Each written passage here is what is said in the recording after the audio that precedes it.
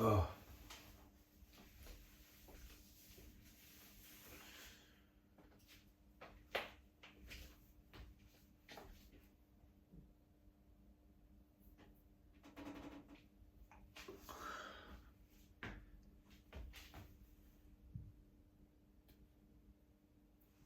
Email from Trip. Keep unsubscribing to it.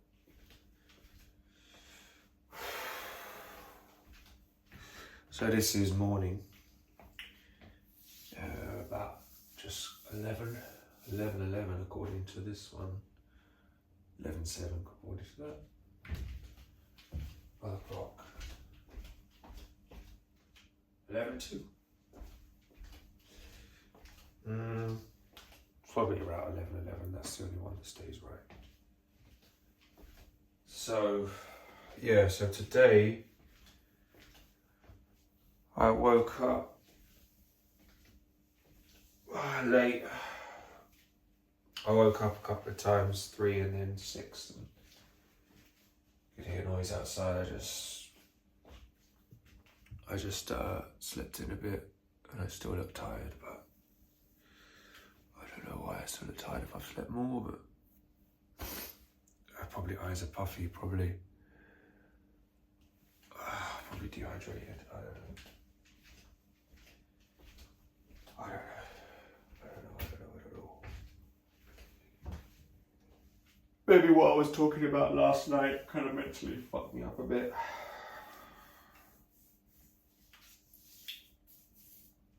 What can I do? I can't say, oh, I'm not talking about it, because then I talk about it. You know, I can't. I don't know anymore. I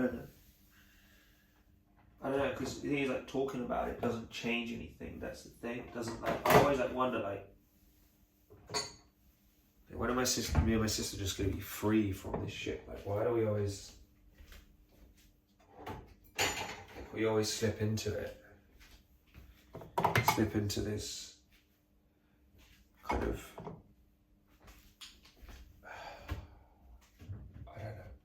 I don't know. It's fear, isn't it?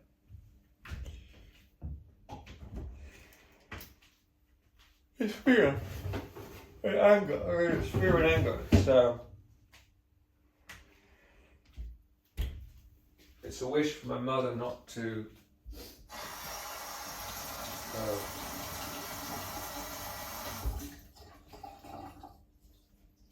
stir shit.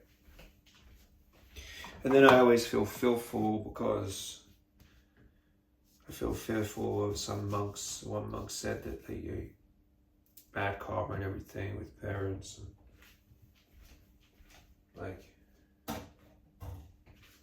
you don't want to, I think he said, oh, I've messed around with that before and it's a dangerous thing to do. It's like, no, I don't think I get that in my head and I feel guilty, I feel afraid. But I don't want to mess around with any karma or any parents. I've been there many times. Like, I don't want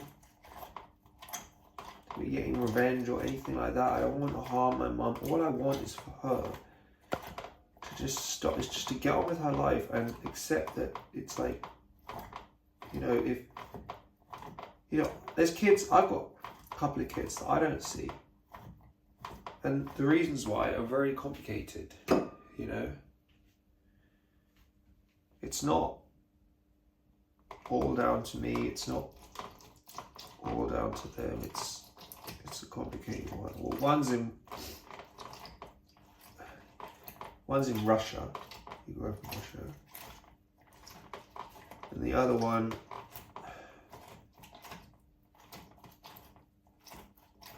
she accused me of rape when I wanted contact, which just came out of the blue years later. And that did not happen. And I was so angry and cool. All the bullshit that I pray come across very well.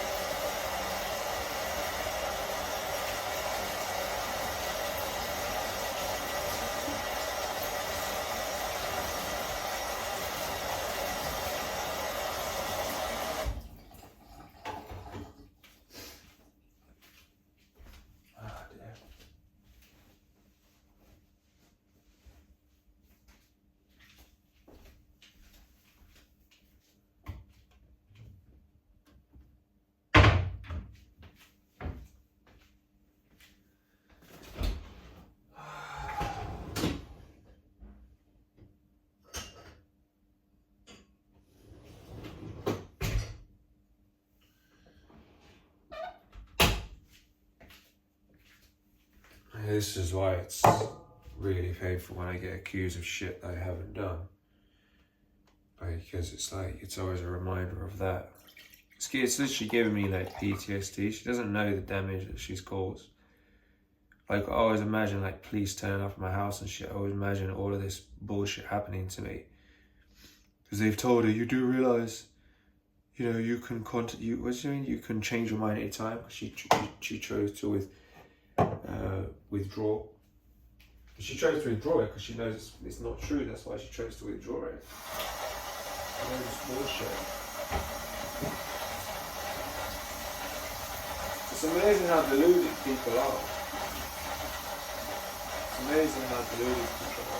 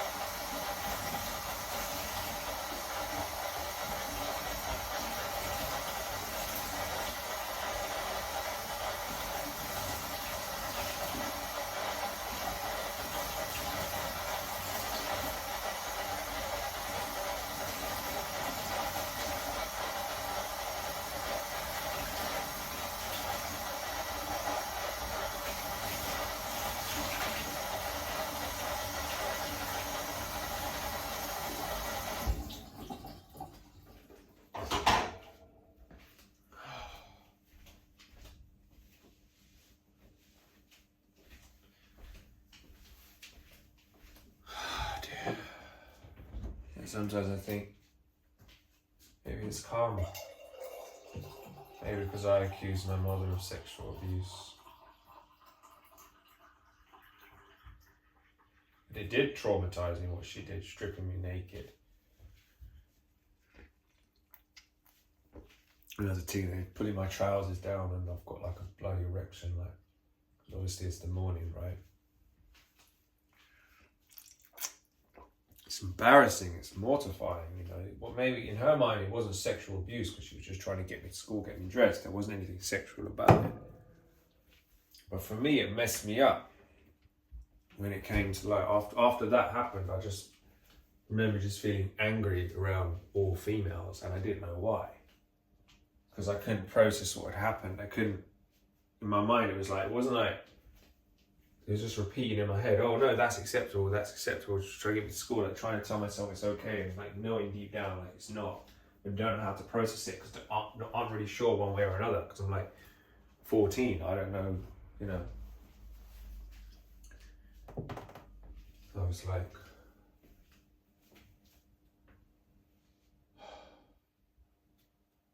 it's bullshit. But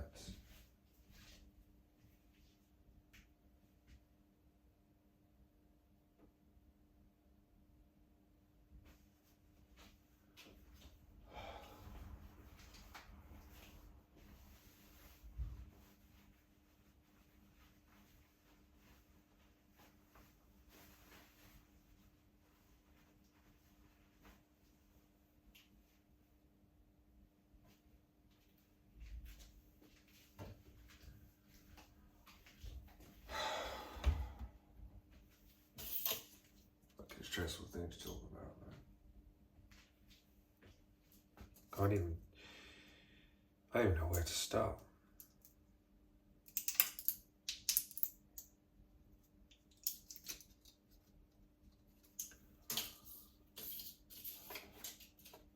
I don't know where to start.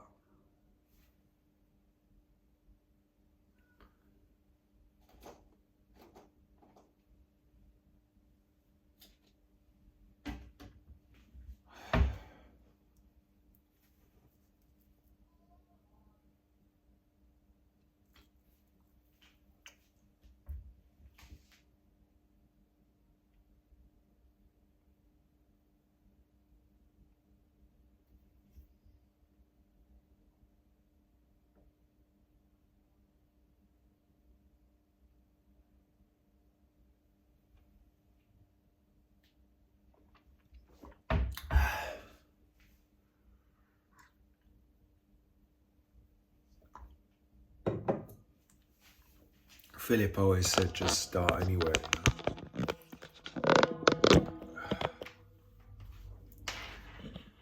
Just start anywhere.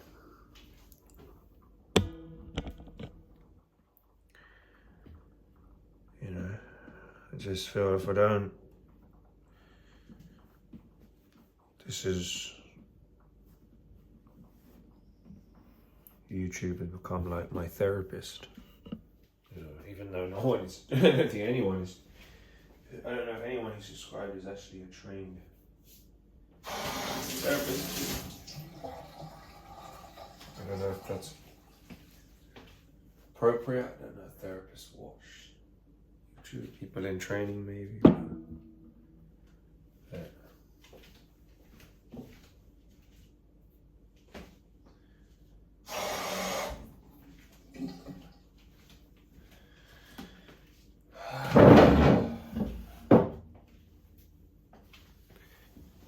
so,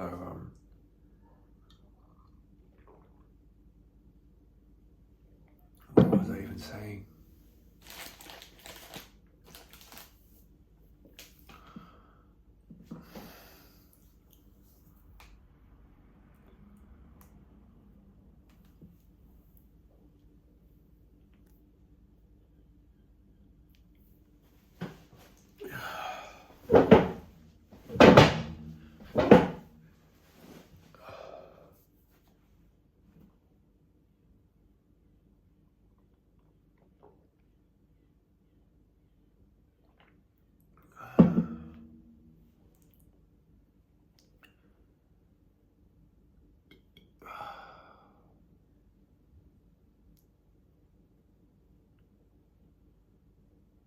Yeah, I couldn't give my narrative in court because I was too shy to talk about. And I didn't know at the time what she's trying to even say.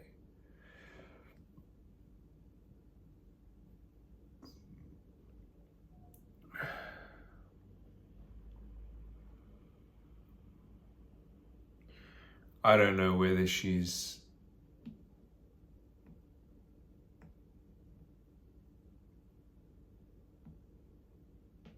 making it up, whether she's convincing herself, or whether she's perception is just all messed up. But they basically said in court, like, he didn't give his own narrative. I didn't give my own narrative because I felt that it was just, it didn't feel at the time like she was twisting anything. I mean, it may be just a complete twist and she doesn't look back at any event and feel that it's actually rape and she's just adding it on. But the only thing I can think of is one time, and I'm happy to say this on YouTube, it wasn't like rape. It was just basically when we first met, we were touching each other on the bed, we were laughing, we were joking, we were getting naked, and then we spoke about having sex that day or whatever, and then, you know, she was wearing a skirt or whatever, and like, you know, I pushed her knickers to the side and that's it. And, you know, she didn't say stop, she didn't say no, she was laughing, she was smiling, and she was enjoying it. And, you know, she was very wet. So, she didn't say no, she didn't say stop. So, you know. And then she spoke to me about, when we were seeing each other for a while, she spoke to me about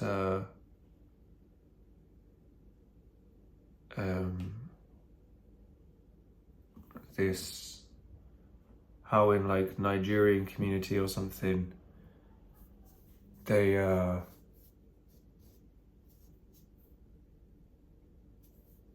what was it? They can't remember what it was now. oh yeah, it's normal for rape or something like that. Like it's just acceptable. Like, because she kept telling me to stop masturbating,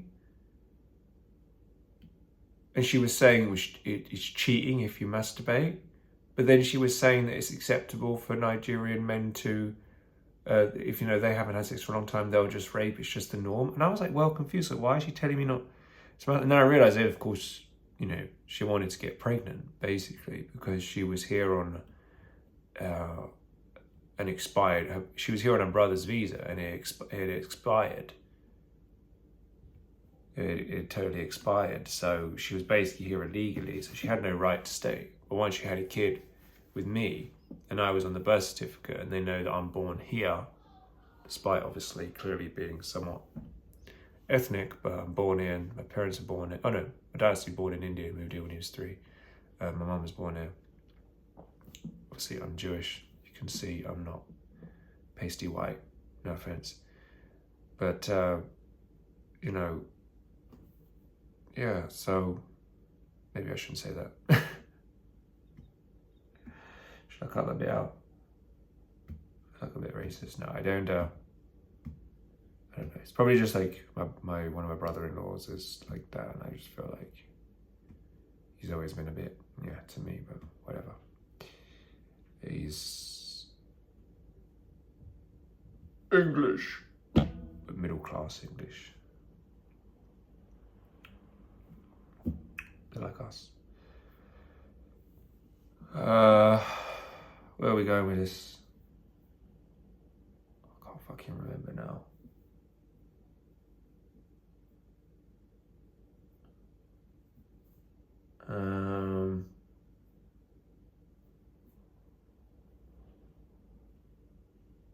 Yeah, here on our brother's visa.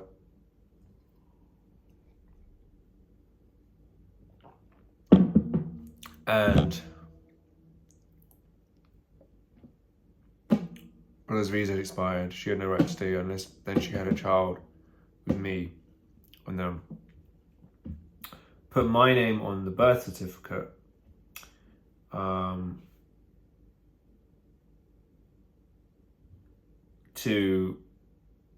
To be able to stay here, because she's had a child.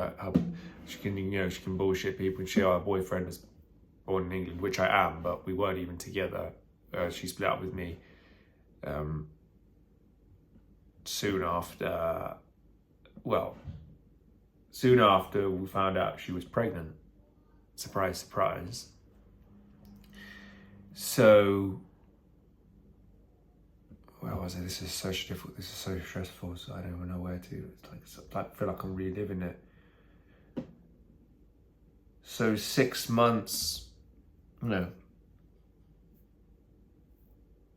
So when we split up, cause like even though we didn't have the best relationship, she was kind of like a distraction from all the bullshit that was going on with my mom, and I was trying to do this course and everything. So anyway, I was desperate to get out of my house, and I actually felt like I was just going insane there. So I self-sectioned myself, basically.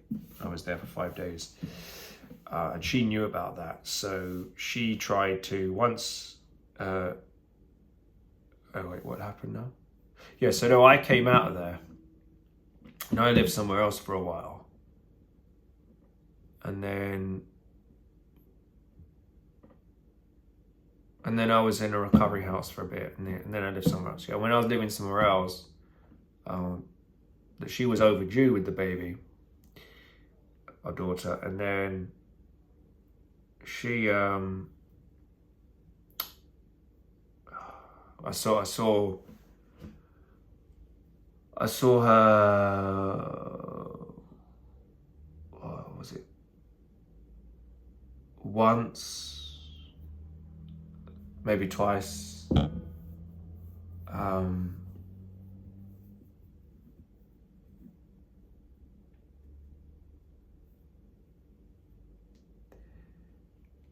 And that was it.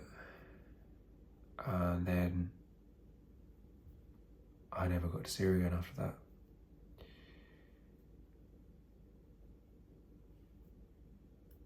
And then you went once, or saw once at the after she'd given birth, and then once we went to register the birth.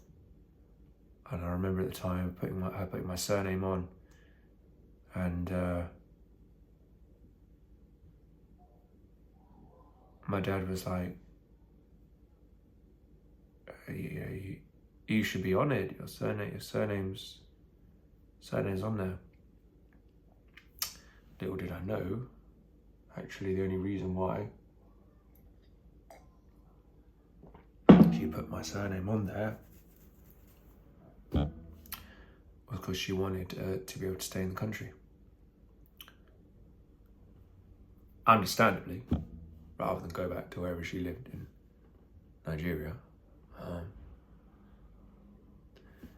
To use someone else in your pawn in your game is not very fair. To use someone and then never, that you had never had any intention of having anything to do with their child is a very cruel thing to do. So, where were we now? Yeah, so we went to register the birth together, and I remember buying I bought a certificate for both of us. Bought 2 copies. I kept one, she kept the other, and then they I'm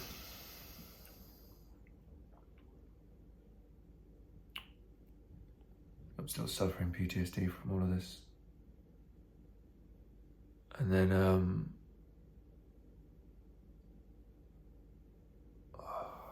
can't even, what even happened?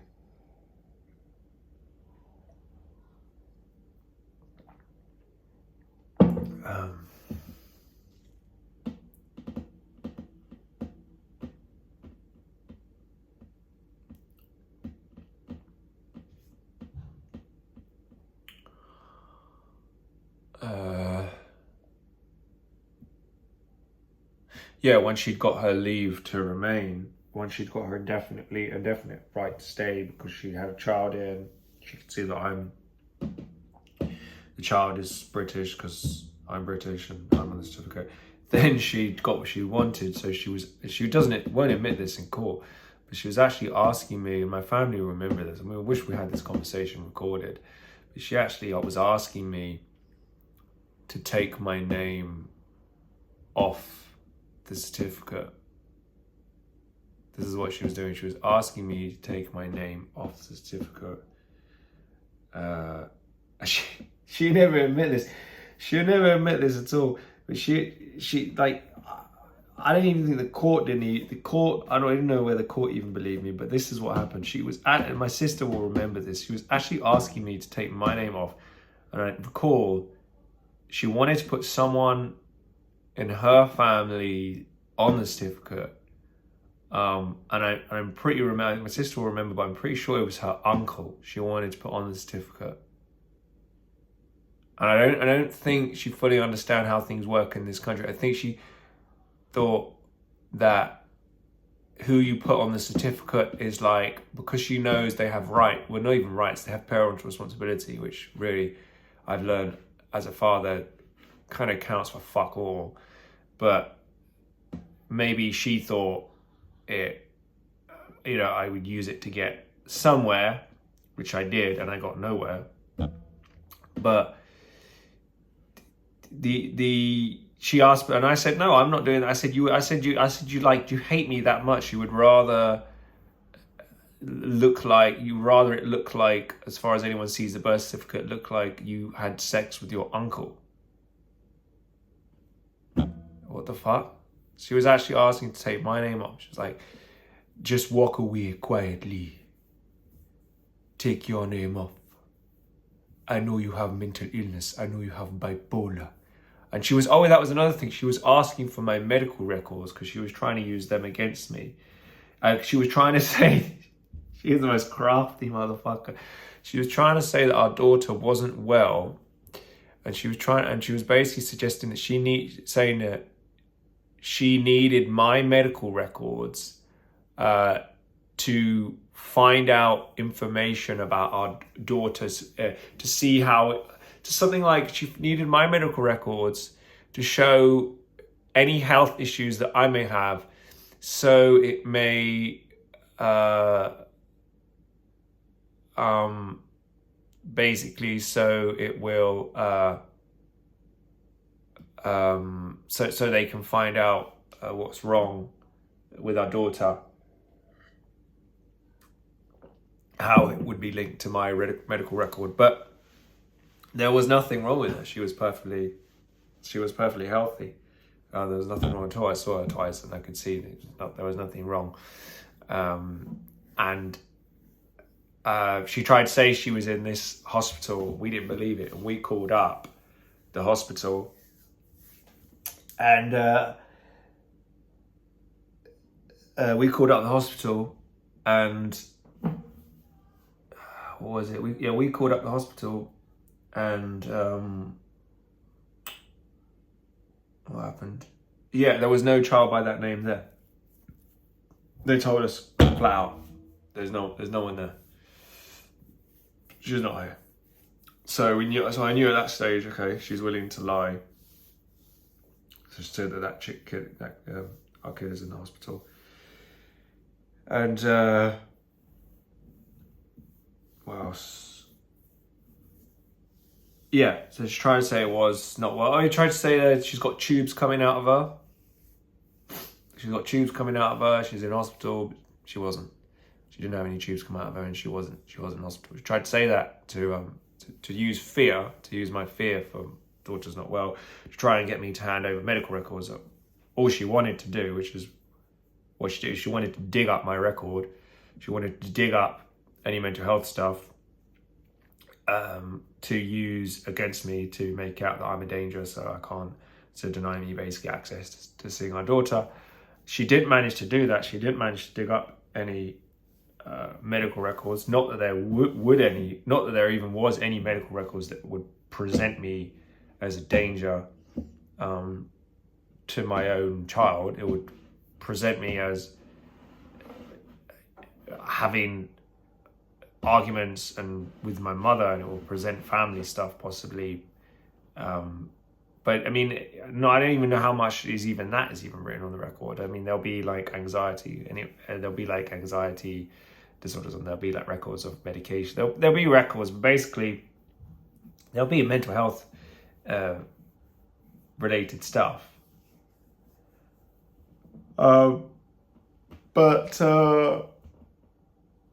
So what actually got dug up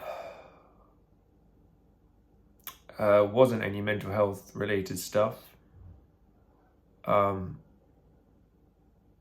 which if it had been on there, it possibly would have, I don't know whether it may have still been used against me, or it may have been used in my favour, I don't know. But what actually was dug up was my whole police record.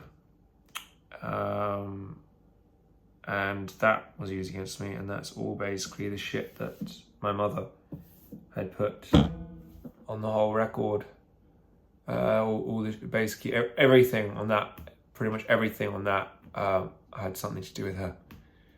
She had no issues with putting endless crap on my record by basically lying to the police, telling the police that, I did two things I can think of, telling the police that I broke equipment belonging to my dad, even though it was bought for me, and I was just sick of it and I wanted to break away, and she wouldn't let me live at home at the time, and I just completely snapped. She was like, "You're never living at home. I'm living in this fucking flat that belongs to this sexual predator who's always trying to hypnotize me, get me to masturbate under hypnosis, so I'm sick to death. I break stuff which really they told me they bought for me, but I always knew they considered it theirs, which was why I broke it." So he would basically get the message that, you know, you told me you bought it from me. Just let me live my life. I want to be free from this shit. I don't want to be tied to you with this music shit, basically. So anyway, so they basically, to claim an insurance, so my mum claimed an insurance claim. They did a criminal record against me. They did report me for that. So this was all on my record. And then I think part of me wanted to, like, in some ways, I was so hurt by what she said, like, you can never come home ever. I don't know if she even remembers saying that. I was just so hurt that, I don't know, I wanted to hurt them badly. I was like, right, I'm gonna do just like the thing that's gonna fuck them off the most, and that's why I cut those cables in the garage. And for a while, you know, it somehow was better living, you know, I did have some nice times living at my grandma's because I wasn't allowed to stay at home. So anyway, that was put on the record, that was exposed in the court, shown, and you know, this reflects your character, blah blah blah. And then the what else was put?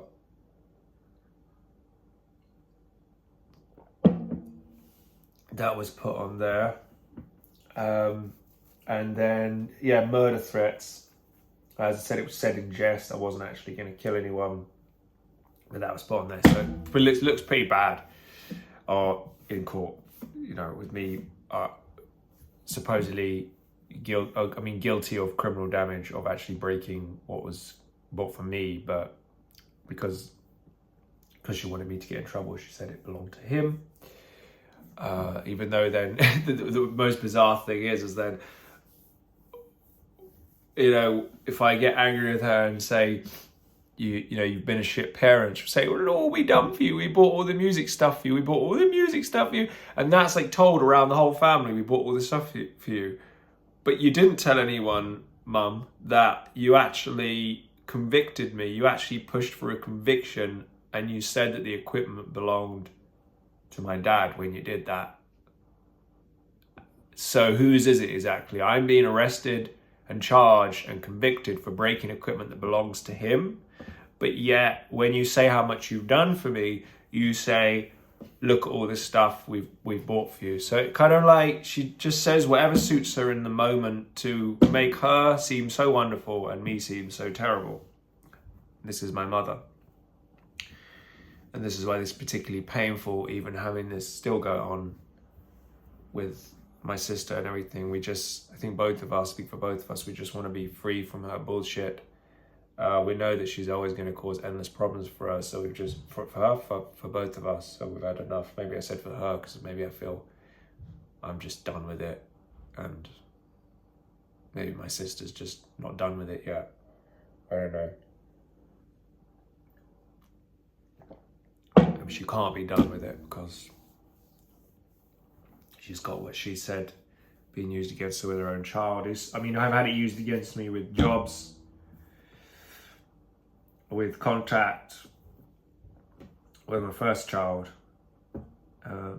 my 3 kids now with my wife we have together. That's one thing I don't have anything used against me with that. My wife knows who I am. She knows what these women were like. She knows what my mother was like. She knows what a mother should be. She knows that her mother wouldn't dream of in a million years putting her sons through what my mother's put me through. She would never be calling the police. She protects them. She protects them. Even if they've got a temper, even if they've got mental health issues, she protects them. She doesn't lay into them, whereas I get both sides laying into me. The side that's against me and the side that's meant to be on my side. It's my own mother.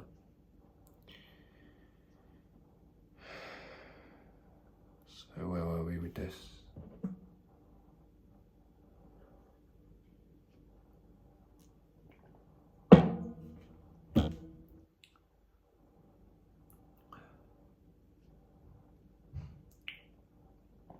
whole body just feels like it's just unprocessed trauma.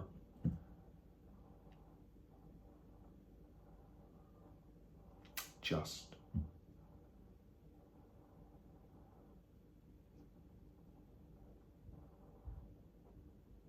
Stuff that I'd rather not face a lot of the time.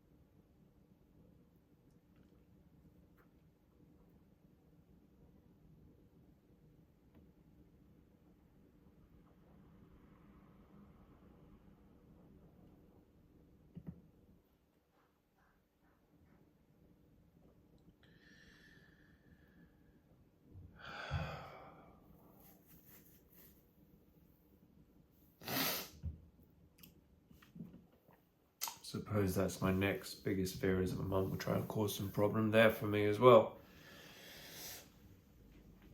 You know, she'll try and screw up. You know, if she could, she'd try and destroy my marriage. I know she would, because she tries to destroy everything. Or if she doesn't destroy it, she tries to get us to destroy our self-sabotage, or just pushing us to the edge.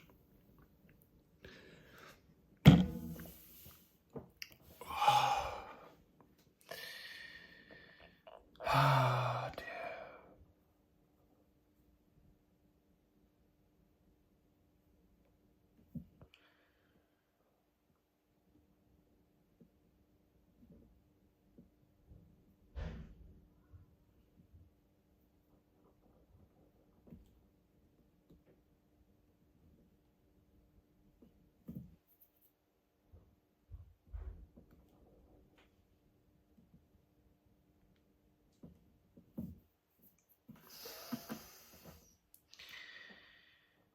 Ah, dear.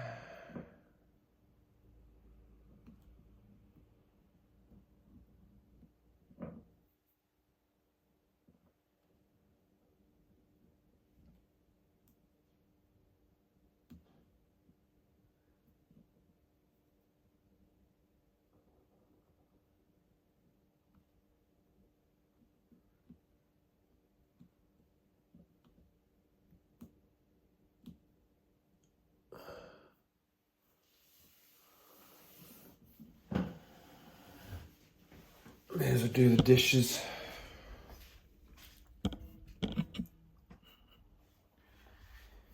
Dad got some dirty dishes everywhere. Some of panic because I'm with you there. I just came to shame my mother. Ain't never gonna marry Thor's brother.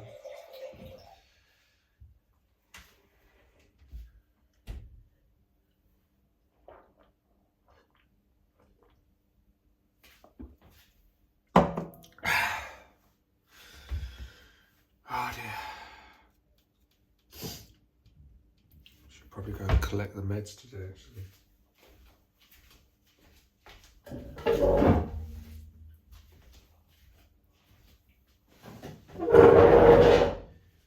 I just came to shame my mother.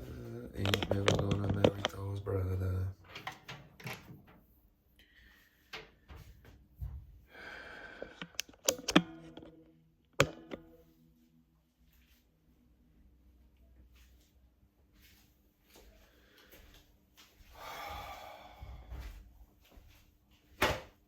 But it's over. It's over now, you know. I mean, it's finished where it's happened. It's done. It's done with it. It's in the past. It's just memories, thoughts and feelings. You know?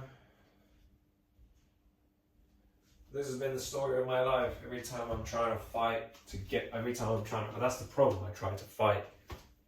And fighting just doesn't work, you know. Every time I try and get somewhere, and I always think I'm going to get somewhere, it feels like snatched away from me.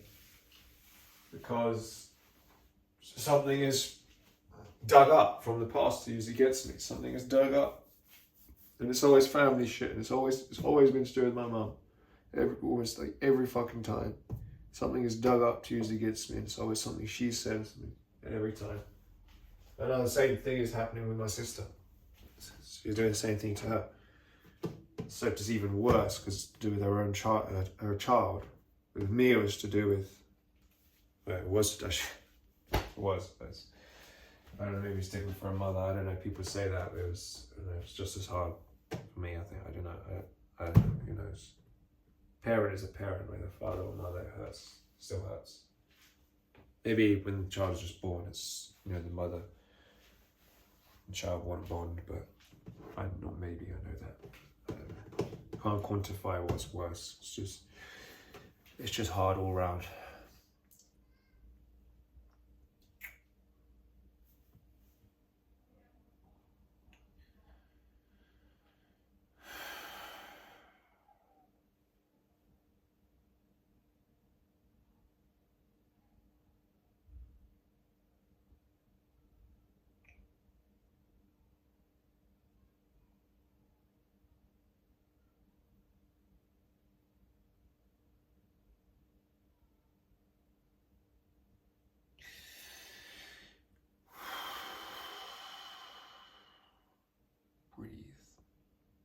Breathe.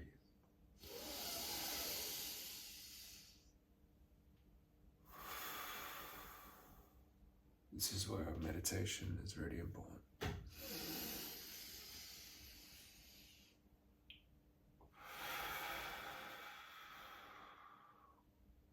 I used to want to run away in meditation. That's why I used to a method to not face this stuff, to not face how angry I was, to not face the pain. And then I would still just explode because it wasn't really helping. It was just a way of just repressing, trying to push down what was really there. Because if it was to come up, I can't even move. I'm trying to sit in a meditation position and I'm so stressed that I can't even sit still if I was to allow this to come up. Now I've realized that's not real meditation. Real meditation is is the opposite of repression. It's allowing everything to come up. Everything. What you see, you face everything that is to face. You don't try and push down anything. You just face it. Obviously, certain times where it's getting too much of an issue, you have to say, okay, I drop that thought for now. I'll drop it. I know that's rumination. I drop it. Focus on something else. Like, there are different techniques to drop things, but it's only if something's gonna come up. If something is a painful memory, it's gonna come up in meditation, which is why people give up and think it's causing them problems. It's not. It's just for so long they've been distracting themselves from all these painful memories. If you're traumatized and you're distracting yourself with one thing after the other, all different distractions, all different drugs, you could say, everything that's used as a distraction acts like almost like a drug, just any way that you can cope, then it's like you weren't okay, you were just distracted. But then when you sit and you meditate, you could think, oh, meditation is causing the problem, but no, it's just showing you what the problems are that you didn't want to face. So that's what's really going on. That's what's really going on. That's what's really going on.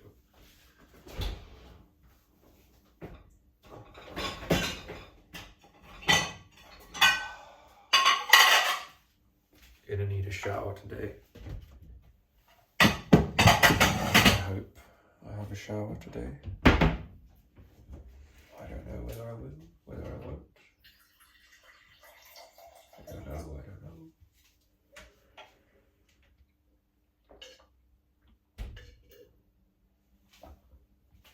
That's one of the reasons why I get PTSD when anyone is at my door, because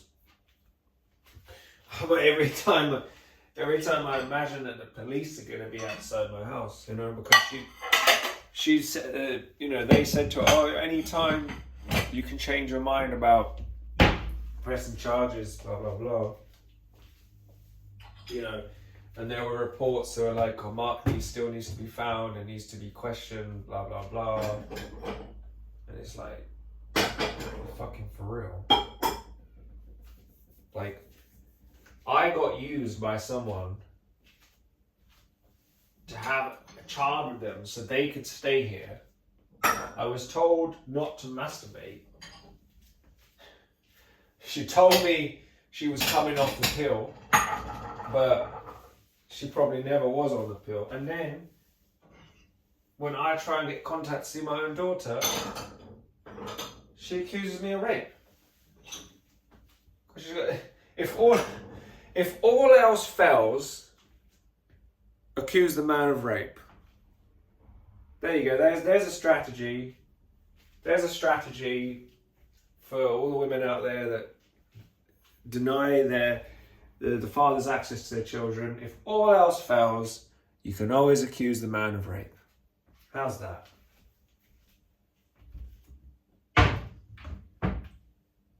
Never mind what it's going to do to his life. Never mind that, it's going to give him like recurrent fucking PTSD. Never mind that, like, really. Let's go with this thing. Forget it.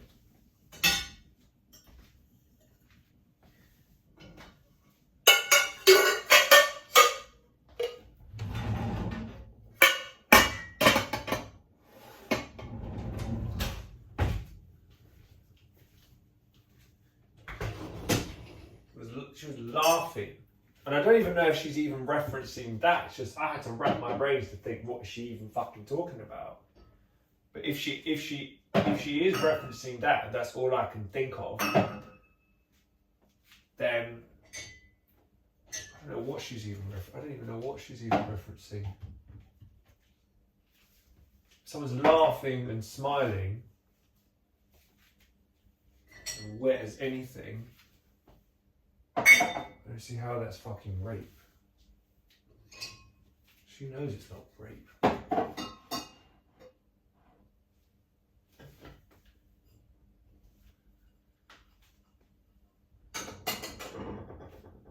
If she really believed it was rape, why did she continue to want to have a child with me and get pregnant by me? If she really believes that's rape. Bullshit.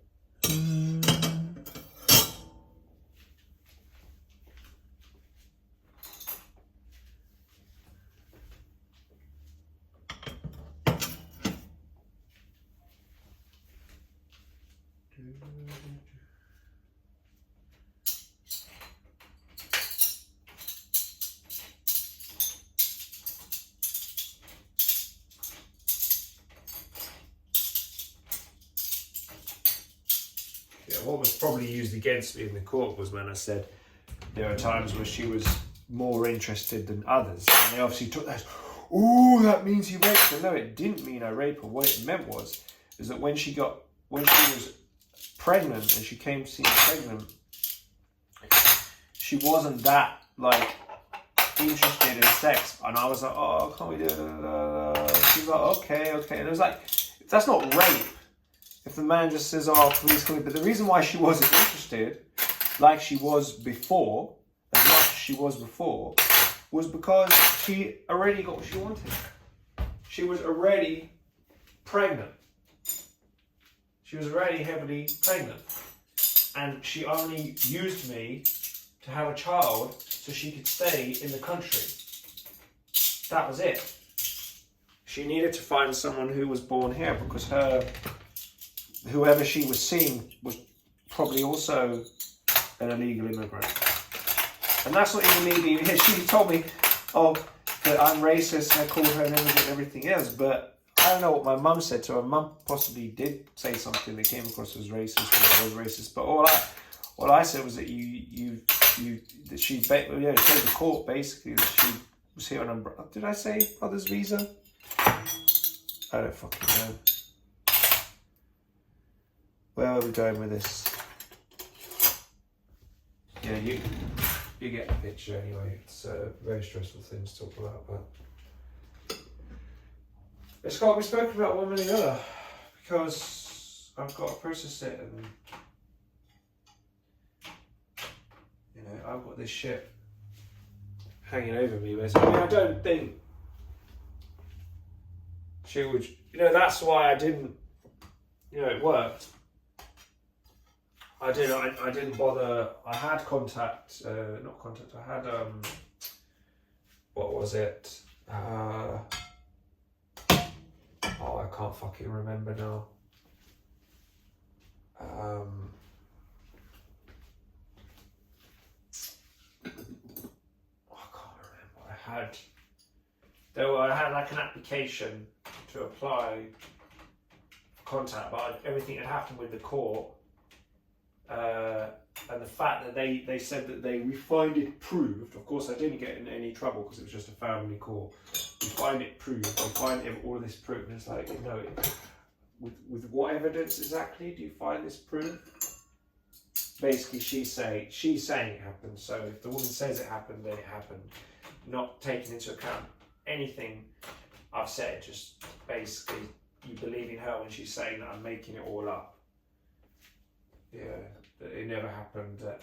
You know, she tries to say I got her, I took her, got her uncle's number off her phone, and I was secretly recording and all this. It's like, I took her number off her phone, so she called me from her uncle's number, and she tries to say that she did, and that's the only way I got his number. And when I couldn't get hold of her, I called him. Well, it was she called me once because she didn't have her phone. Yeah, she called me from that number. That's how I got the number. Oh, yeah, she tried to say electricity is not an issue in England like it is in Nigeria, so I have no reason to be using someone else's phone. What? Doesn't even fucking make any sense. Just absolute bullshit, man. Absolute fucking bullshit. It's unreal. And when we get away with this, of course, they get away with this. You know, they get away with this. They do non-molestation orders. They make up a complete load of bullshit. The man gets seen as the enemy, and the bitch gets away with it. The only case I know where she doesn't get away with the Amber Heard and Johnny Depp case is if you're fucking millionaire. You know, you have a chance, maybe. You have a chance. That was just to kind of make a point, I think. You know, like she became famous. The solicitor was all like, "Oh yeah." Men are fighting back. It's like, no, we're not. If you're a multi-millionaire and you're like super good looking and somehow, you know, and you are maybe telling the truth as well. It probably needs two to tango with them anyway. I don't know what the fucking truth is with them. But that doesn't represent what really goes on with men. We get royally fucked in the arse by the family court system, by all of it. All of it. You get royally... And the people that are actually dangerous, like the fucking grooming gangs and shit, you know, that goes on for fucking years, or like sex trafficking. That just goes on. You know? Politicians are like protected, they've like ruined people's lives. And they get away with it.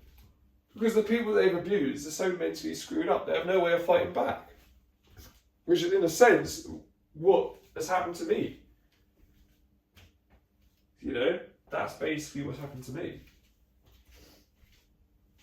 It's so the mental health problems have been used against me. No, they've just been used against me. That's it.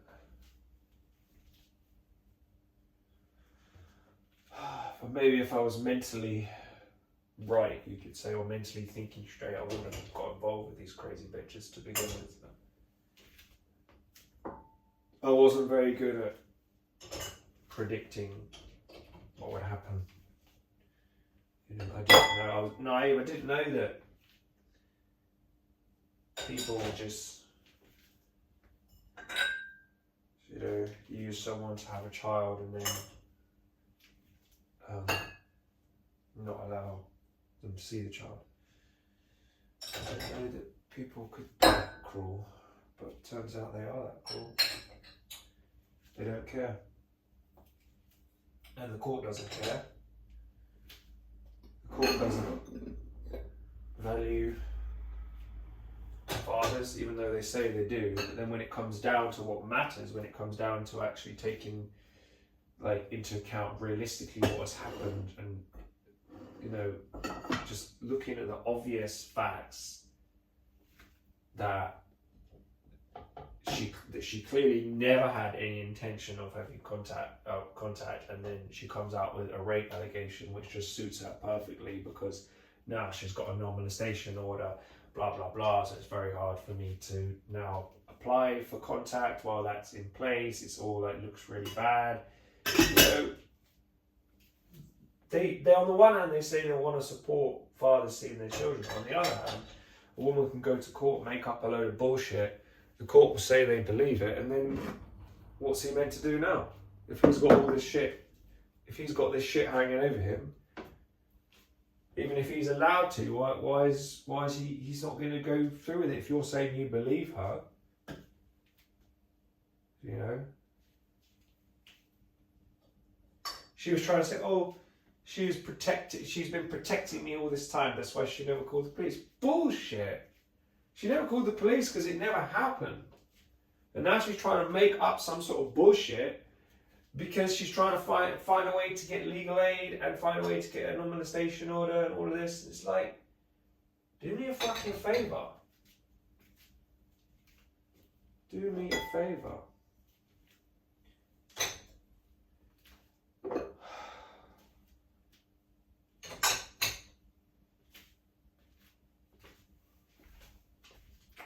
Do me a fucking favour.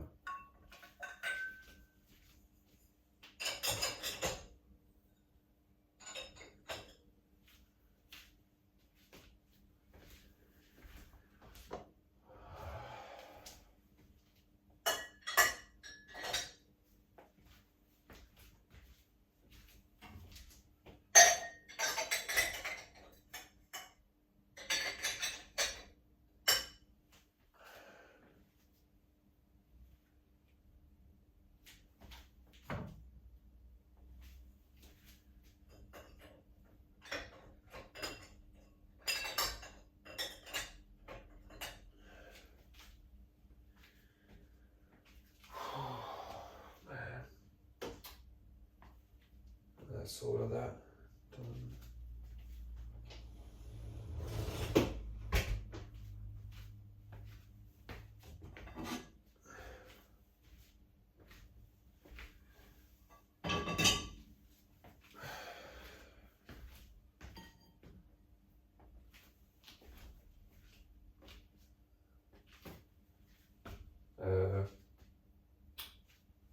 So there's a bit of this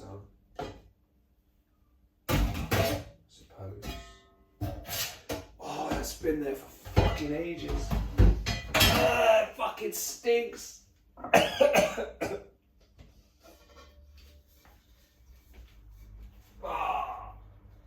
It's all gone brown.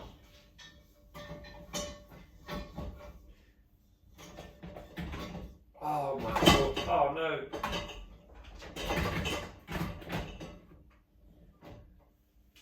Oh no.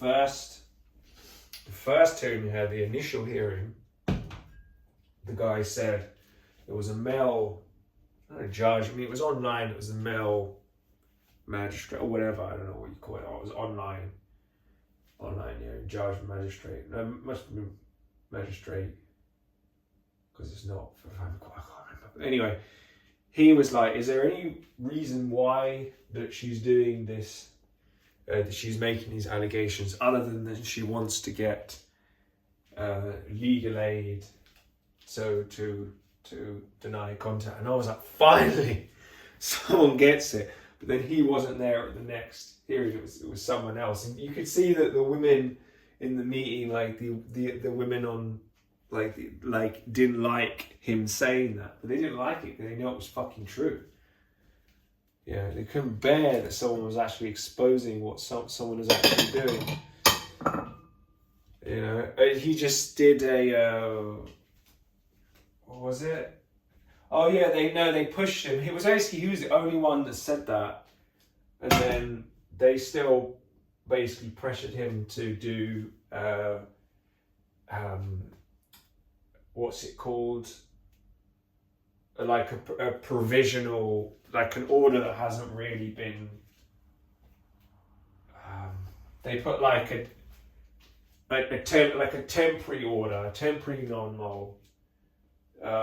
There's a word for it, but it's like a temporary non-mole until it's actually until like they actually make a decision. So it's like giving the benefit of the doubt. Basically, he's just doing it because he's doubtful of it, but he can't prove one way or another. So he put there, if they don't know either way, they put it as a temporary thing. So that's what he did. And then when I said to her, such an idiot, didn't even bother going into it. But I said to her solicitor before the court hearing, you do know like that is what he'd said. Like, you know, this is who you're working for. You're working for someone who's making up bullshit. And I was like, oh, well, interesting that he did the order in the end. Then it's like, yeah, because that's what they do when they don't have evidence yet. It doesn't mean they actually believe her. Anyway, I got like an argument with him at the beginning. His intention, I think, was to emotionally unsettle me before the thing. He came to speak to me, and I was like, I could straight away felt really uncomfortable speaking to him. I'm always really bad at protecting myself for the situation and saying when I don't want to speak. I think I'm finally maybe starting to learn that, but I don't want to speak about something, and it's like clear. Like from the beginning, I can tell I don't feel comfortable, but I sort of do it anyway because I feel like I'm obliged. Because that's the way it was in my family. Like with my parents, they would just allow you to be quiet. Like if you didn't feel comfortable talking about something, they would kind of force the words out of you. And then once they force it out of you, then you explode, and they're like, "Oh, look at your behaviour." But it's like you won't let me just be quiet. So that same dynamic happens with other people, unfortunately. So. You know, and that's it. The therapist Philip used to say, you need to get to a place where you become the watcher, where you're not swimming in it. But then he didn't actually, why couldn't he teach meditation as well as do therapy? I suppose because he's a therapist, he's not a meditation teacher. But he needed to really stress the importance of that alongside it. But I don't know. Maybe it's not for everyone. I mean, he used to say it's a good thing to do. Meditate is a good thing to do. But therapists just like like to get shit out of you. They're always ready to say that you're not facing something or whatever.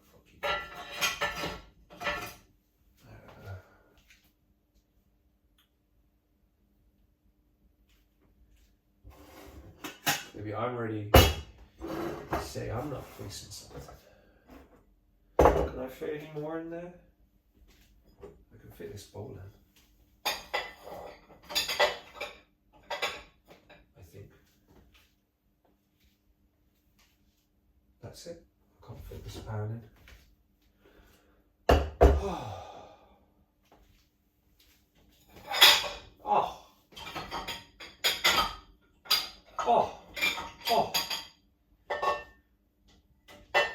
Jones. Oh, oh, oh, oh, oh, oh, oh, oh, oh, oh, oh, oh, oh, oh, oh, oh, oh, oh. Okay, I'll now put it there. Put it there, pal.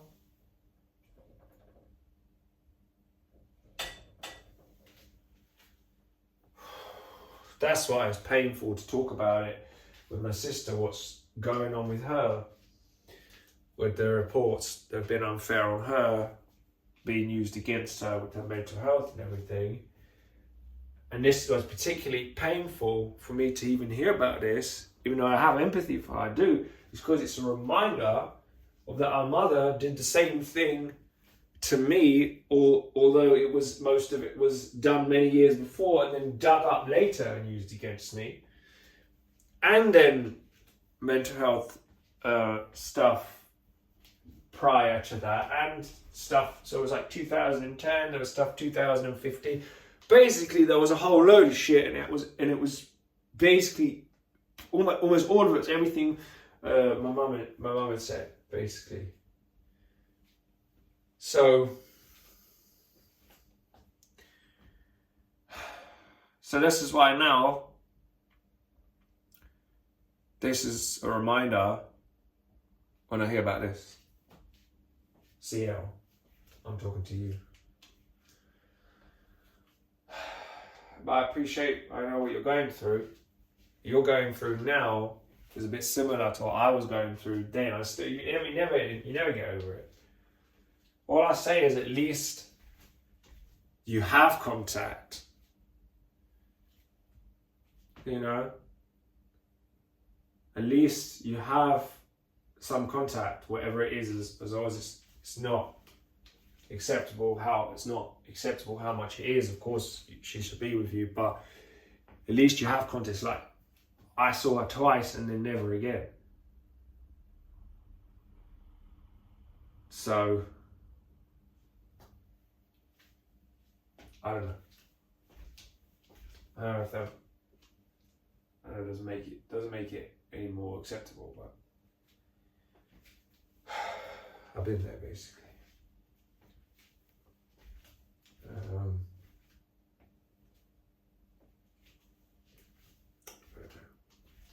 Just more you just keep mum out of it, the better things will be. The more that you get, just don't learn to don't involve her again. Like, don't take the risk. Don't, like, narcissism doesn't get better with age, it gets worse, as that guy says on YouTube. Like,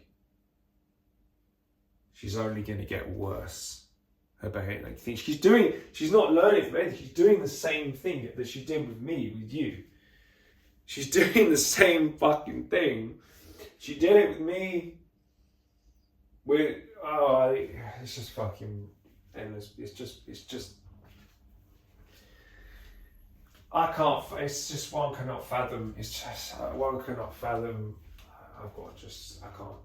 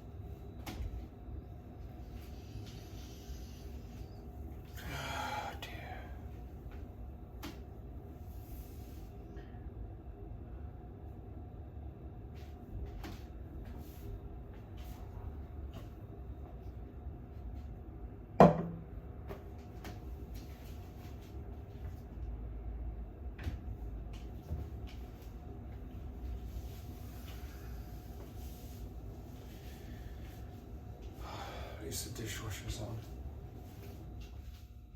I was gonna be on.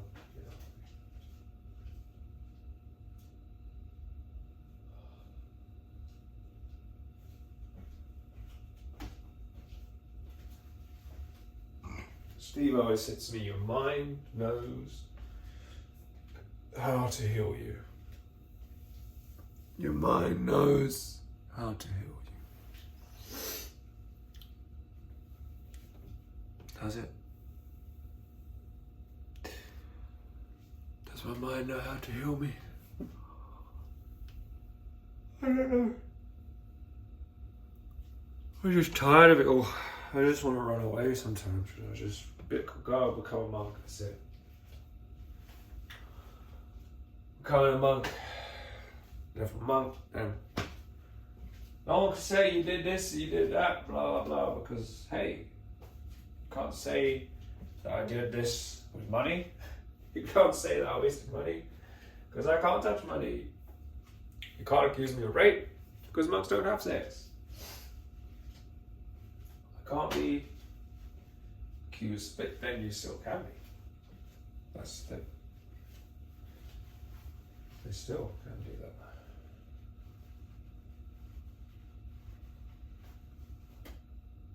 There's nowhere to run.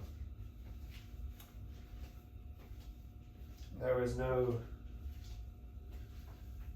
spiritual bypass.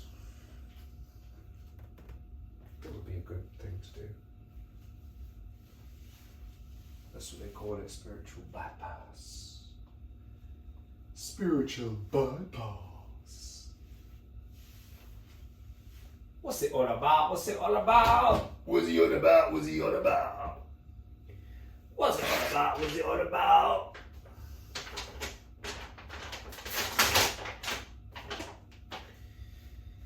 If my grandmother had wheels, she would have been a bicycle.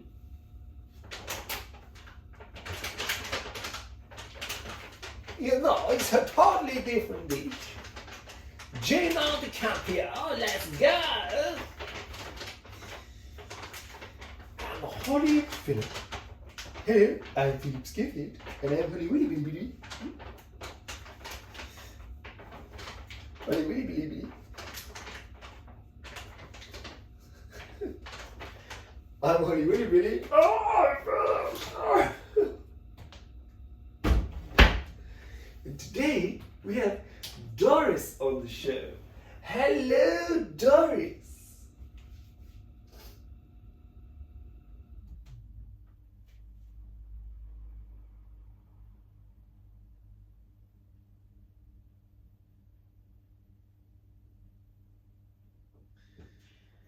Hello, Doris.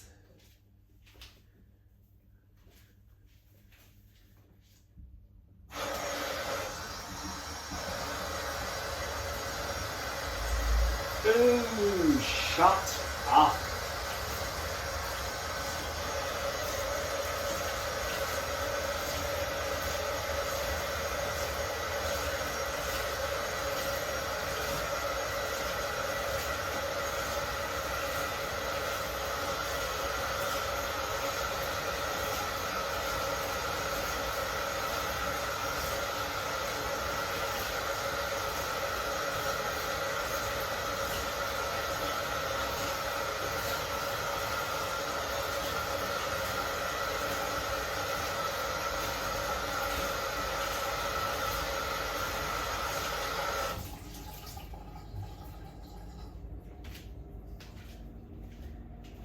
Hello, Doris. I'm Holly Willy Billy Billy. Hello, Philip Schofield.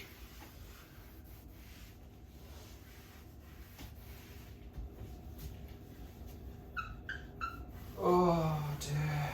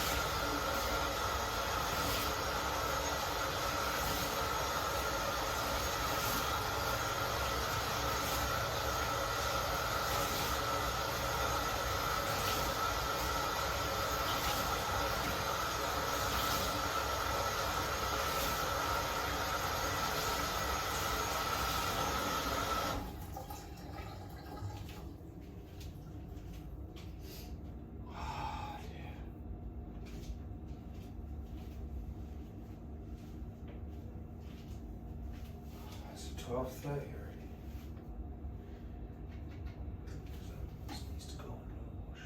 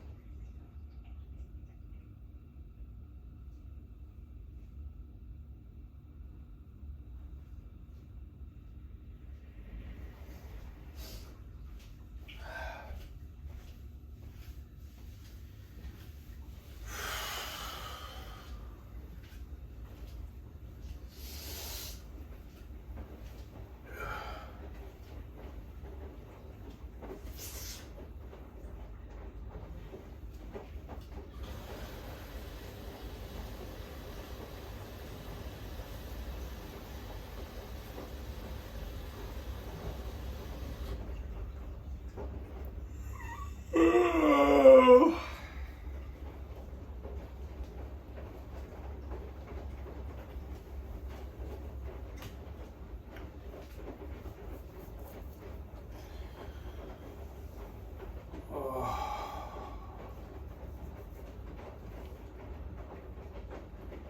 oh, oh, oh.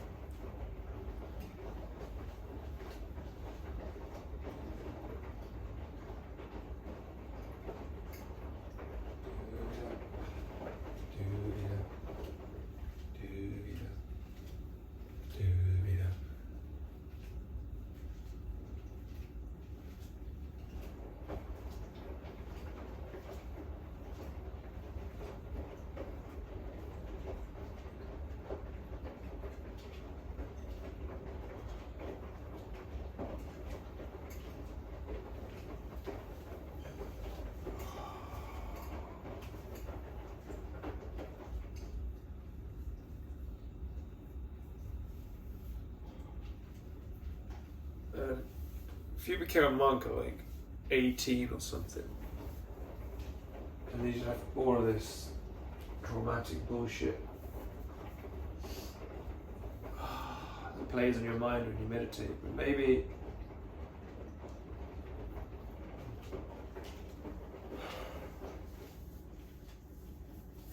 you would still have that. I don't know.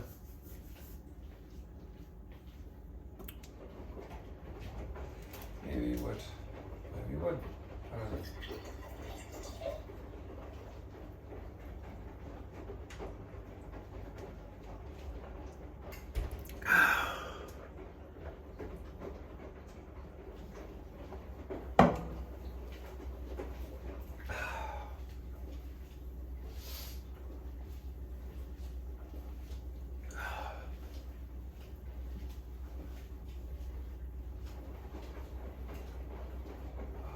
I don't know if you can sleep. It's possible to sleep. Some people say you can't sleep too much, and some people would say it's bad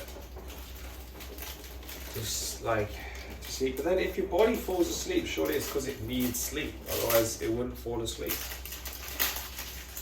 Yeah, if the body falls asleep. I tried to follow this whole Buddhist thing about not sleeping more than 6 hours, blah blah blah. Like if you're doing a meditation course, so I tried that, but I could never, because there's so much trauma, there's so much PTSD. It's like I become exhausted easily. Like maybe a lot of people, only if they do a lot of physical work, they become exhausted, and that exhausts me too. But then if mentally I'm going through a lot of shit, it's like that tires, that tires me out. So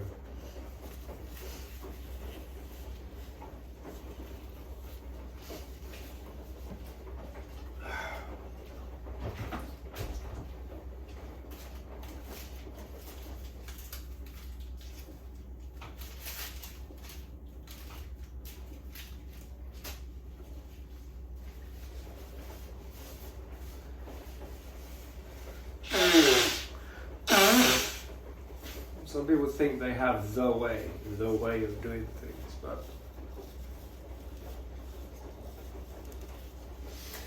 it's like streams flowing, rivers flowing into the sea. It's not. There's not one way. This is the river I'm in going to the sea.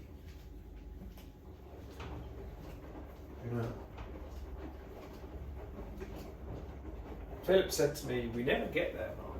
We never actually get there.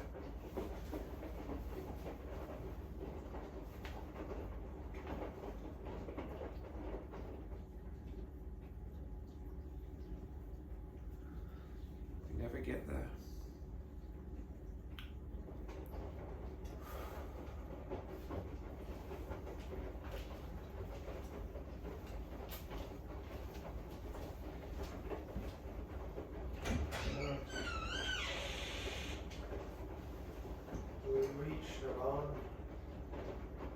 Get fully enlightened. They were all fully enlightened beings. Fully enlightened. This essay, they were fully enlightened beings.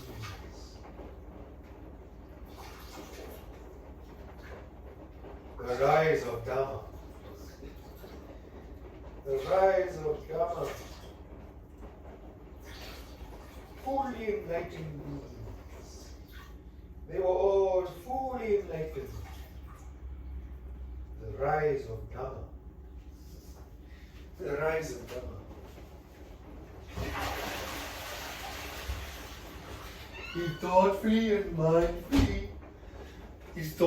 and mindfully took the meditation class. The rise of Dhamma. S.N. Goenka. That guy's brilliant. That guy looks like someone in my family. He looks like my granddad or something. S.N. Goenka. Like a combination of Granny and Joe and I don't know. Joseph. Oh, my Joseph. My Jojo.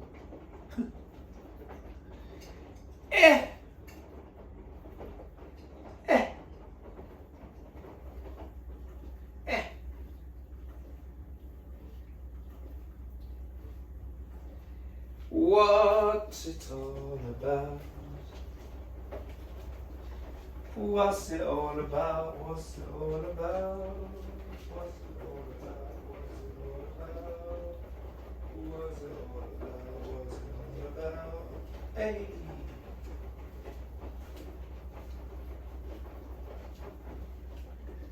What's it all about?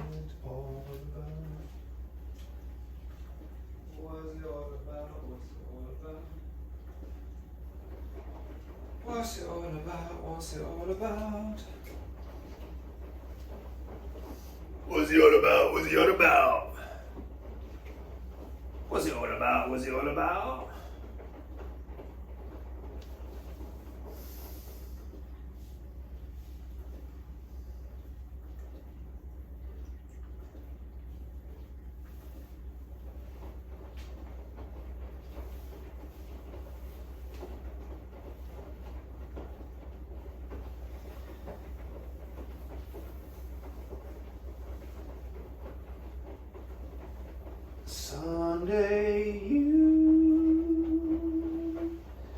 Someday and slide. In a champagne supernova in sky.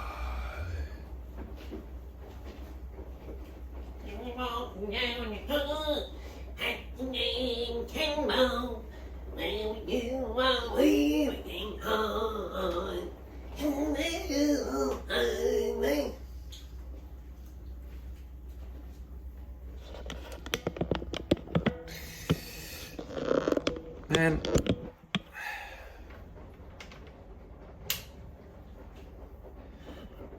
Oh, for heaven's sake, Mark. Lady of Leger. Oh, shut up. Oh, for heaven's sake. Oh, shut up.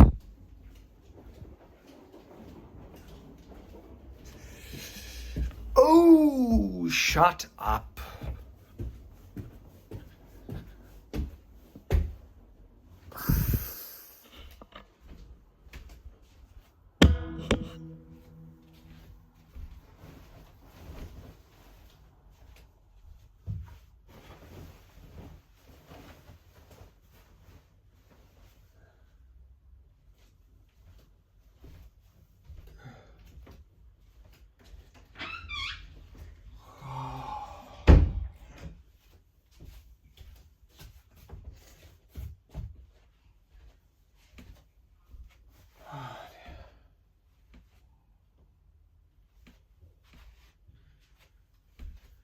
I always feel most relaxed in my bedroom. I feel stressed downstairs more. I don't know why that is. What is it about downstairs that I feel stressed? Why do I feel stressed in the kitchen? Is it because there's knives there? I don't know what it is. Let's see why.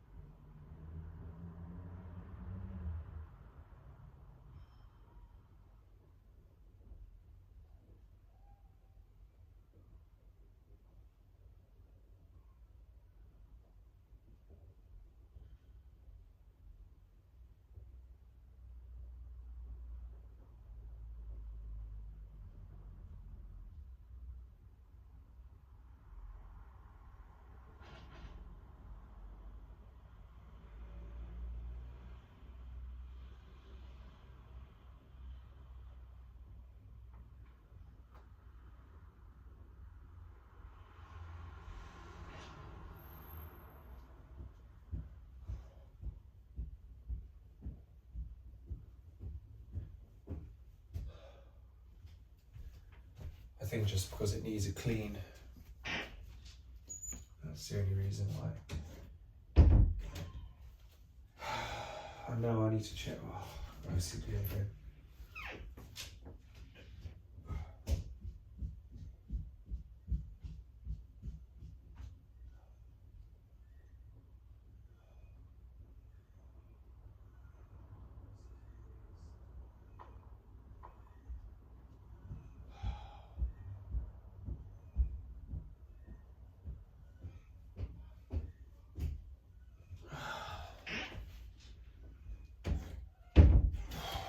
Okay. How long should I do today? How many minutes meditation should I do?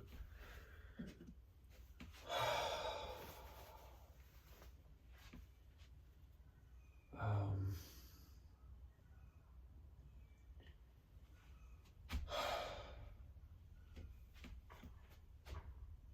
should I just do 20 minutes? I don't know why I'm feeling like dry mouth. I've had water, I don't know.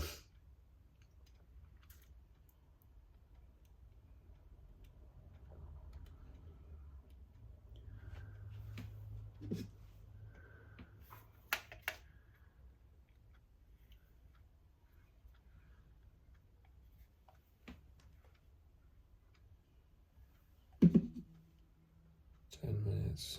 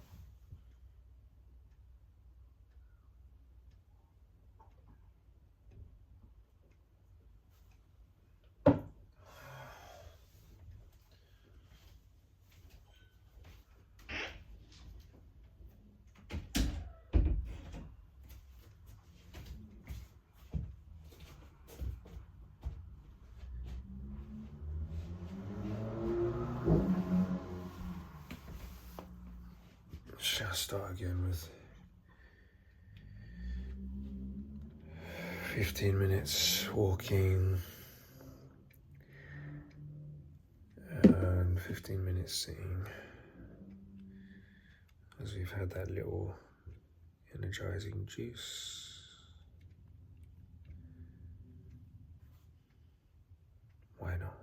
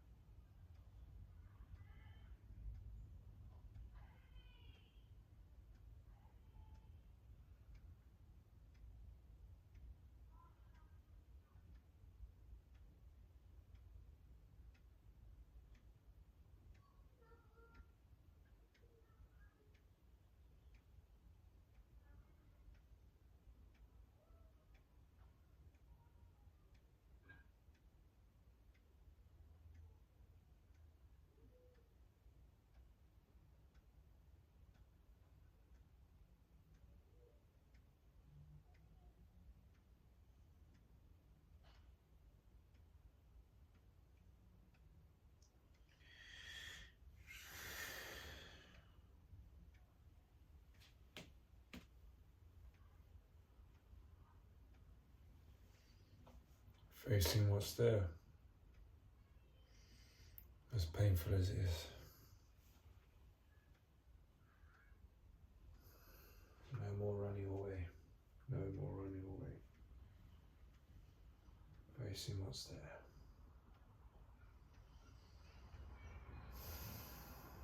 Even though some of it's being masked by the antidepressant, but without the antidepressant at the moment, I would just be fucked, because I wouldn't be able to function. I would need everything done for me, basically. And if I had someone doing everything for me, literally, then maybe I could manage without the antidepressant. But, I wasn't even able to sleep without it. It just allowed me to at least sleep. I was just waking up after an hour. If you can't sleep, that fucks everything up, because you just go crazy.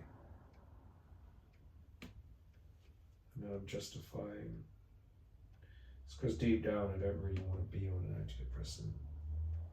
I want to just manage without it. Maybe that's ego. I don't know.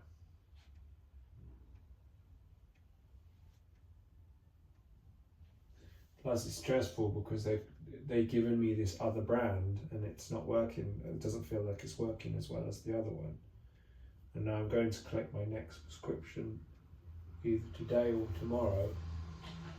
And I'm hoping that it's going to be the green and white instead of the blue and white. Green and cream, that not this Flamingo Labs one again, which is, I swear, it's just fucking me up.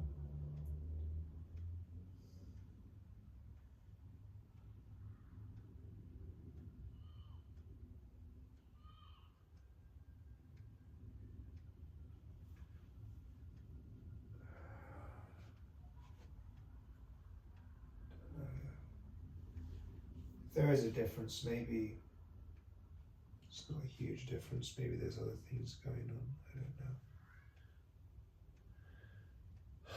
know. Maybe that's part of the Dharma, it's just to accept what is, even if it is a medication, a brand that doesn't work as well. Just accept it. You know, don't be averse to a drug that doesn't work as well, just like food that isn't as good. Food that isn't as good doesn't work as well as the body, so medication, it still works, just doesn't work as well.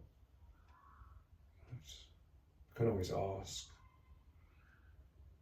Maybe got the other one, but we'll see. The pharmacy I'm going to, I don't know if I'll go today. I may go pop in today, see if it's ready, rather than wait till tomorrow.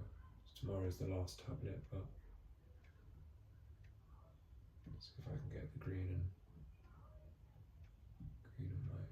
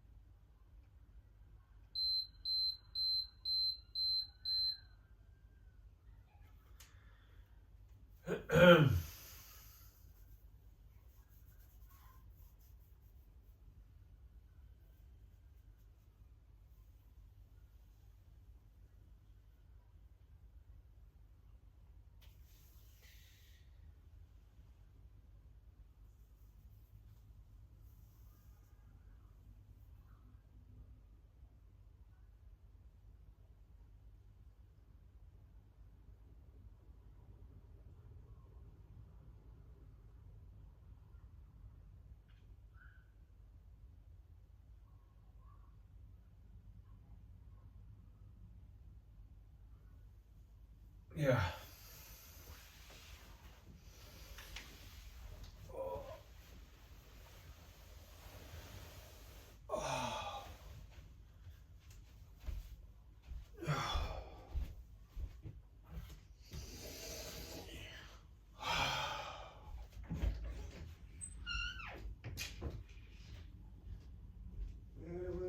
Don't stop, continue.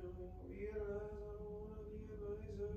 And there's a as a geyser. Distress. You must, you got this.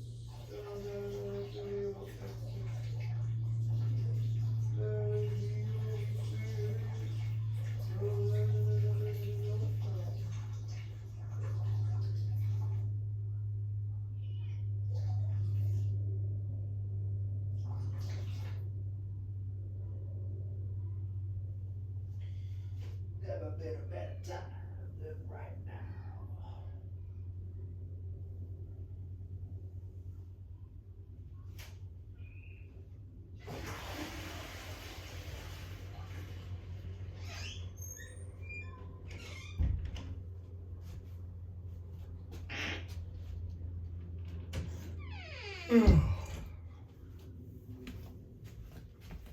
Okay.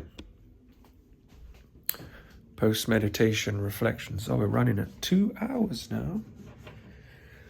2 hours. I don't know what this video will be called. Therapy. Dishwasher therapy, meditation, reflections. I don't know. Okay. You know what?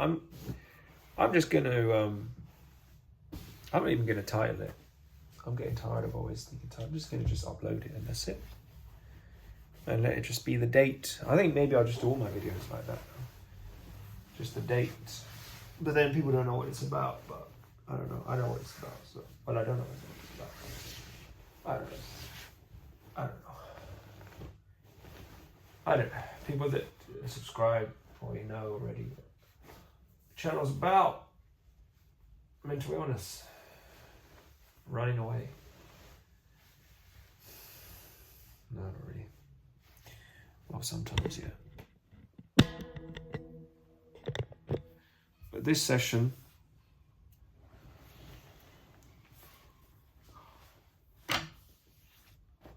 was a calmer session than normal. I think because I processed a lot before the meditation, so I sort of, in a sense, got a lot of it out and processed a lot, and then went into the meditation. So the meditation was kind of calmer, the sitting meditation. There was still rumination. I keep ruminating about these air purifiers I've got. I don't know why I've got this PTSD related to air purifier, because that was when I told my mum I wanted to buy one.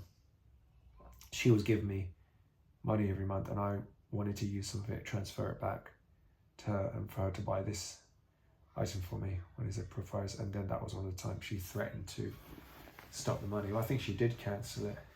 She did it multiple times. Any time she was angry at me over where I'd said, oh, I would like to buy this or like to buy that. So it's basically, once again, a situation where she's giving me money, but it's not really considered mine. You know, it's sort of conditional. It's like, only if you spend it in a way that I approve of. Otherwise, I'm going to cancel it.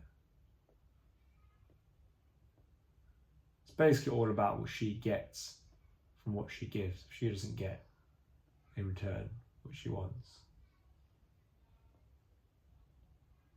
then she stops.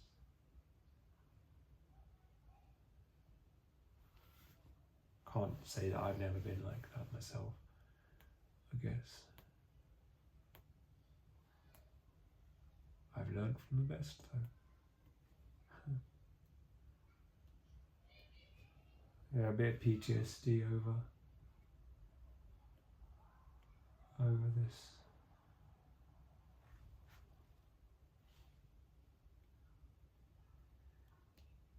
At the root of it, though, is just I just don't want to be dependent on her anymore. I don't want to ever have to ask her for money. Like, I don't want to ever have to ask her for money. Or my grandma either, because she controls her as well. So my grandma's 88, so you know. My mum will then be in control of everything eventually.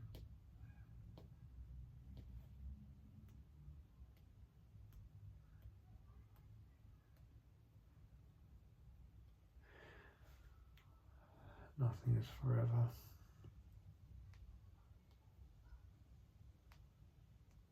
Guess.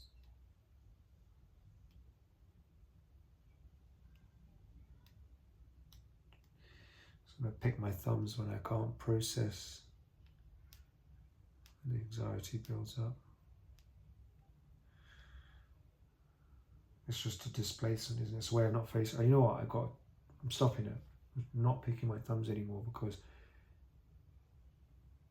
it's not even that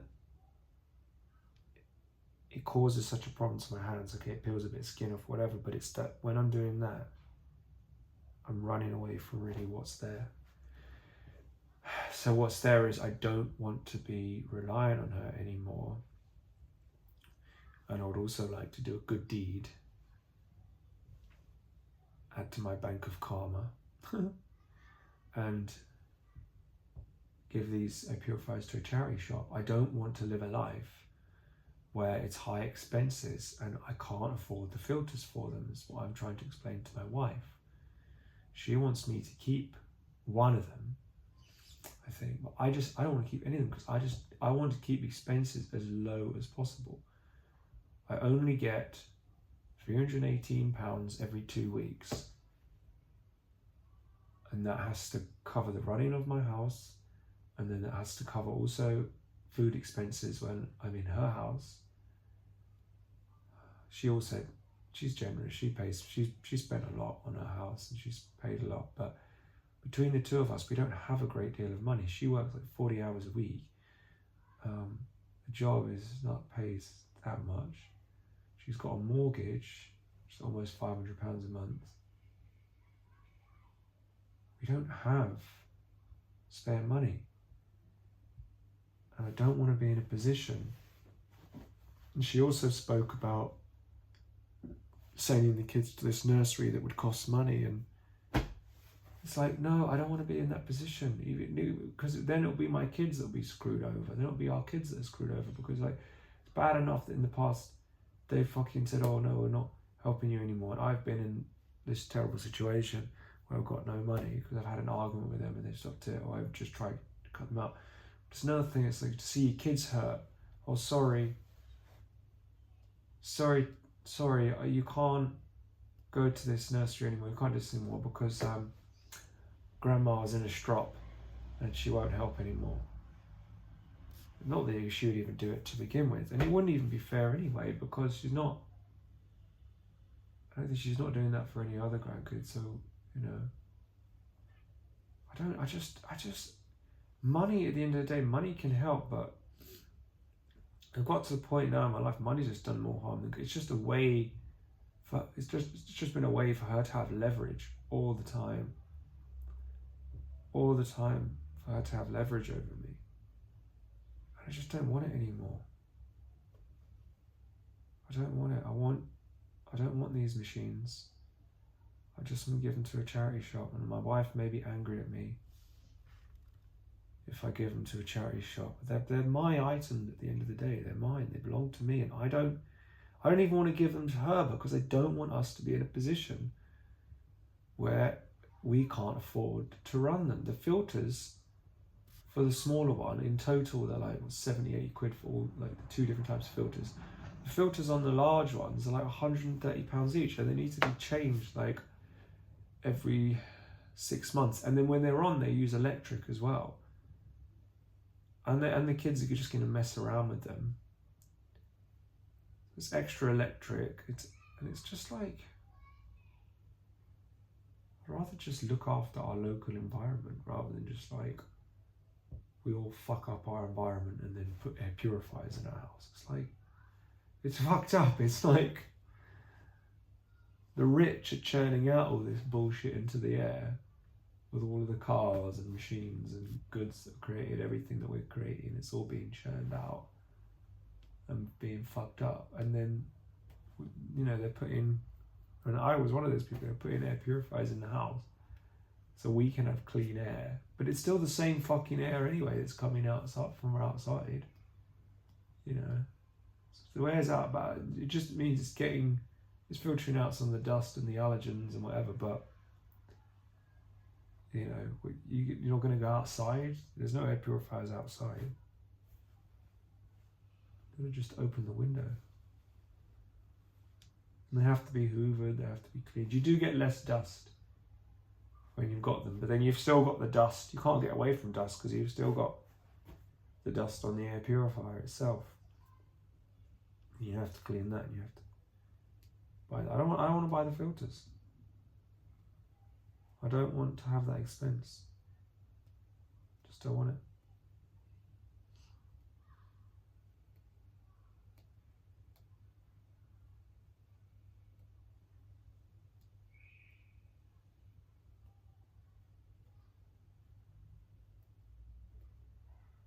Same time, it is tempting to have that nice, fresh air.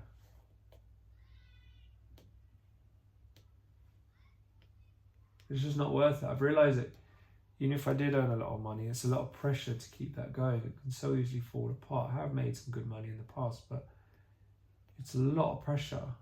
All that happens is when you make more money, you just end up spending, you just spend more to sort of cope with all the stuff you're having to do to make the money. Like all the stress of making the money pushes you to spend more to sort of compensate. And you're just on a constant treadmill. You never get there. Better to have less and have a simple life. I'm not interested in.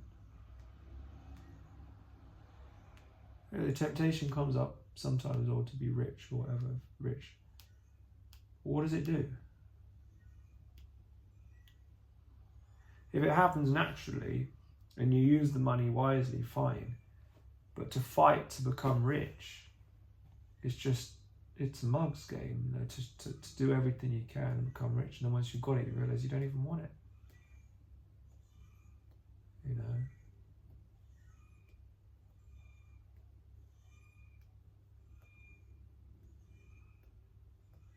Money can corrupt. And it's like, yeah, I could say to myself, oh, I want to become rich, so I don't have to rely on my mum anymore. But I realise in that process, I end up becoming just like her anyway. You know, I end up using money in the same way. You know, to have control, to say, oh, I've got this money now, I can do this, blah, blah, blah, I'm so amazing. You know.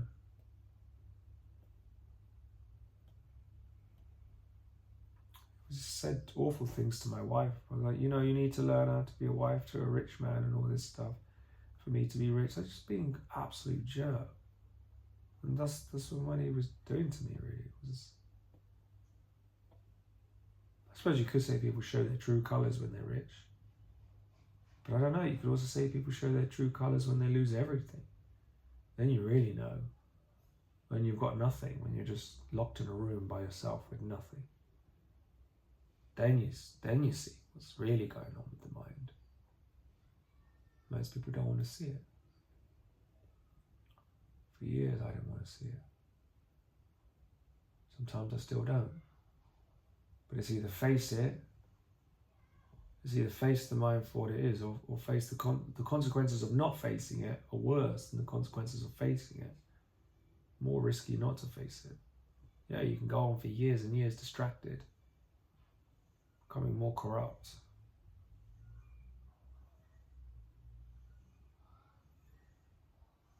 wife has to either accept it or not. I don't want us to live a fancy smanchy life where we're going to be dependent on people. I just don't want it. I want to keep costs to an absolute minimum. My house doesn't really cost much to run. It's only a small house.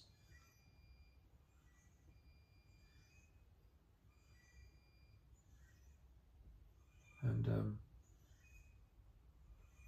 I want to add to expenses. No, I don't want to have to sell my house.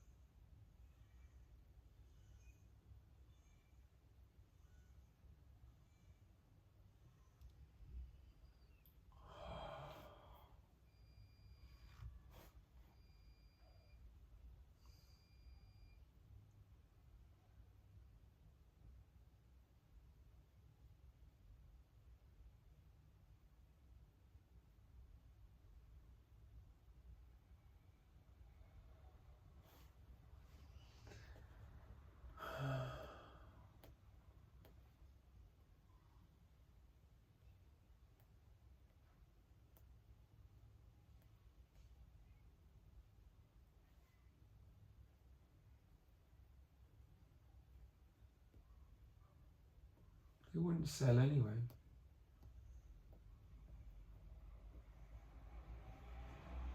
I tried to sell them.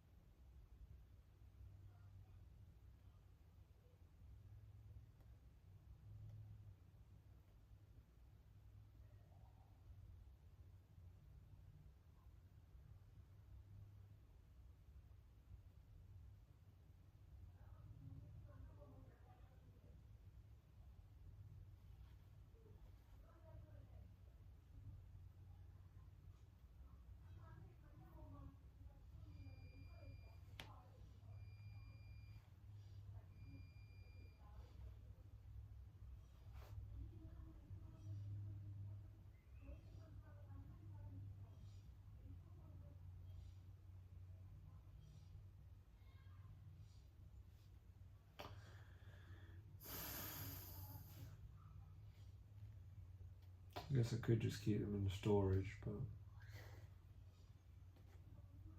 no, it's just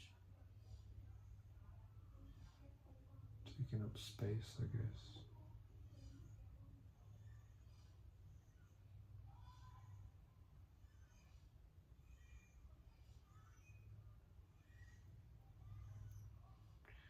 Just want to get rid of all the clutter. Simplify my life.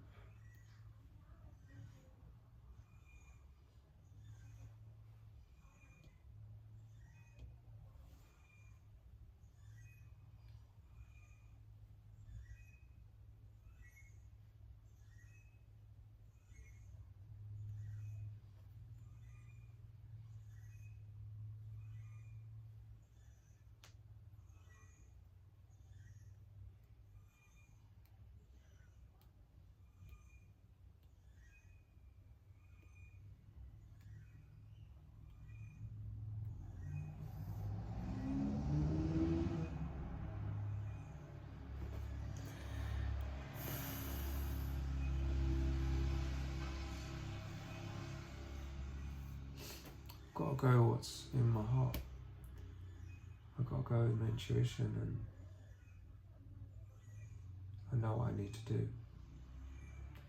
I know that I need to set my life up in a way where it's not going to be expensive. I don't want a life that's going to cost a lot financially. Just don't want to be in that position anymore. You know, just want to be able to breathe again, not have to worry, not have to have this anxiety hanging over me. I'll go with what I know is right, and it's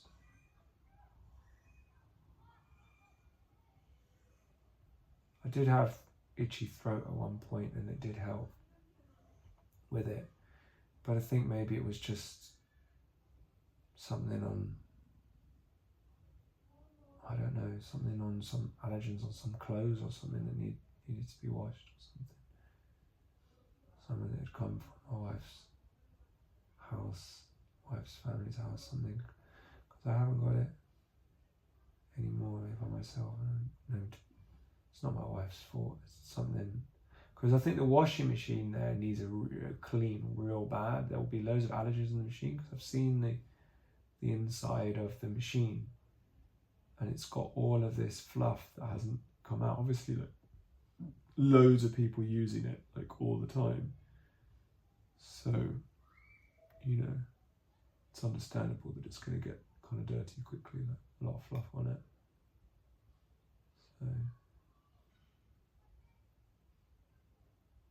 So that was probably why I had itchy, but I just,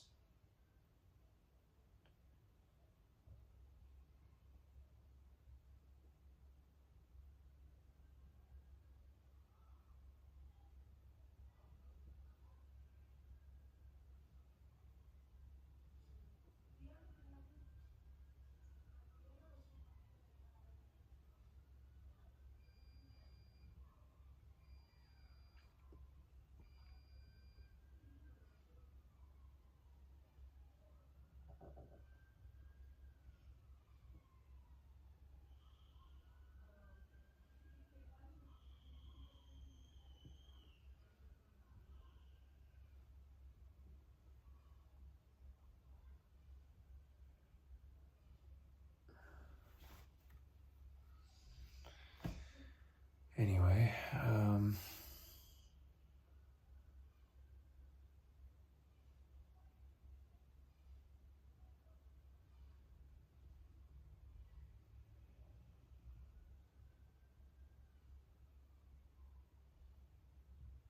I'll upload this video, and then